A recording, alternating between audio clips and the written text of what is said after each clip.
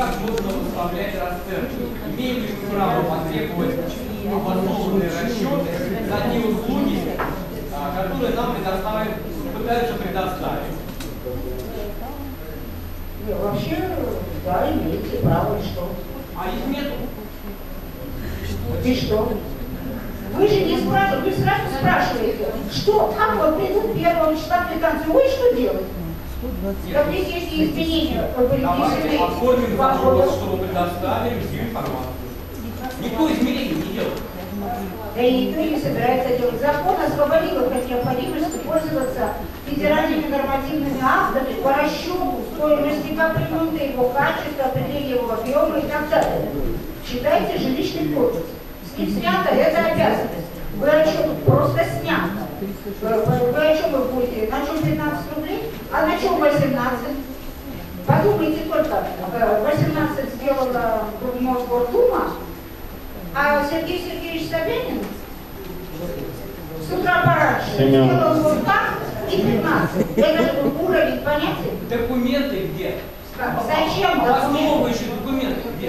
Я не знаю. Освободили, не нужны документы сегодня. Это не монашество, это авантюра. Но она государственного масштаба. Кто-то из вас, Илюша, разберитесь, кто первый задает вопрос, пожалуйста. У меня короткий вопрос, у меня конкретно. Дотягиваясь к приходит срок, приходит платежка, я не плачу. Никаких оснований платить у меня нет, да, законно. На каком основании мне будет, чтобы я предъявлю претензии, что я не плачу? В течение 3 месяцев. Значит, фонд капитального ремонта правом взыскивания не обладает.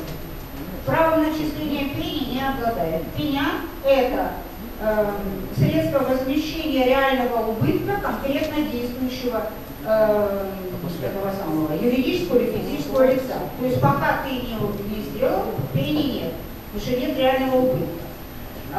Что касается, по какому поводу вам нужно что-то предъявлять, напишите в заявление, что вы ничего не поняли. Вы ставите, нет, просто не плачу нельзя. Вы контрагенту должны написать, что вы не будете платить. Такова общая практика.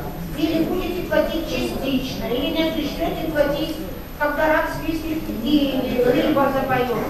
Совершенно конкретно, это конкретные отношения, правоприоритетные. Да. Ну вот, у вас же товарищество. Да. Товарищество решает все само самостоятельно. Да? У меня персональные отношения с фондом. У вас уже задание прошло? Не прошло, и смысл у меня не вижу. Ну, оставьте данные свои, мы разошлем вам уже подготовленные юридические документы о том, как извещать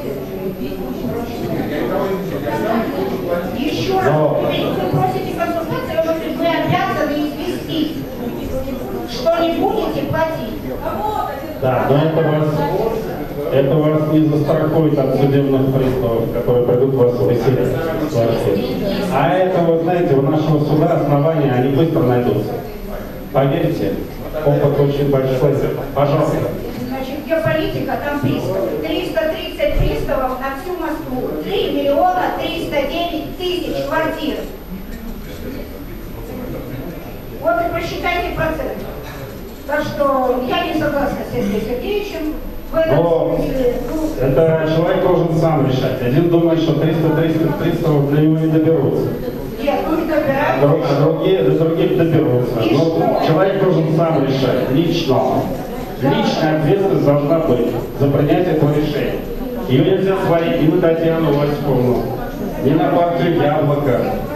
Этот человек должен лично, он готов ко всем проблемам, которые могут возникнуть. Вот его лично изберут как вам отпущение за всех неплательщиков Москвы и покажут всю мощь административного ресурса. Именно на нем. Пожалуйста, пожалуйста.